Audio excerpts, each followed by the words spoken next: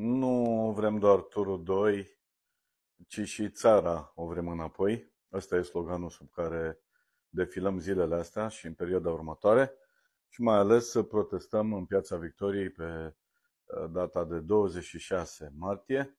Ce înseamnă că vrem și țara înapoi odată cu turul 2? Uite că am găsit și o altă formulă de a face reclamă, de a promova acest eveniment.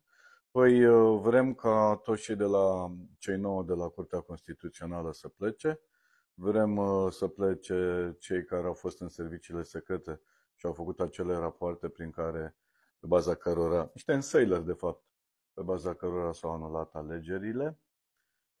Vrem să plece șefii de la BEC și schimbați. Vă aduceți aminte, ultima lovitură de stat a fost dată de cei de la BEC atunci când l-au scos pe Călin Georgescu din urmă. Vrem să plece Bolojan. Doamne, Dumnezeule, Bolojan. Cum angajează el în fiecare zi țara în orice, dar e gata să o angajeze de dragul lui Macron și a patului patului francez, în care și doamna Brigitte, sau cum o cheamă. Nu uitați, vă dați seama, Bolojan, Macron și Brigitte. Mamă, ce menaj a trois perfect, că tot vorbim de francezi.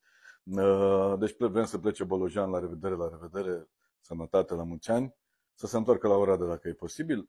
Vrem să plece milițianul Predoiu, vrem să plece premierul Ciolacu și multe alte lucruri le mai vrem, dar astea sunt esențiale. Vrem să plece ăștia de la parchet, iar toți procurorașii ăștia care au făcut percheziții, au dat mandate și judecătorii care au dat mandate în perioada asta. Vrem să plece milițianul ăla care l-a umilit pe Bogdan Peșchir în plină stradă.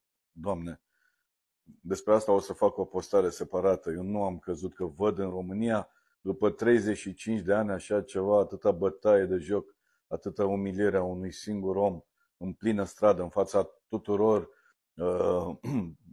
celor de la presă, în înțelegere cu cei de la presă.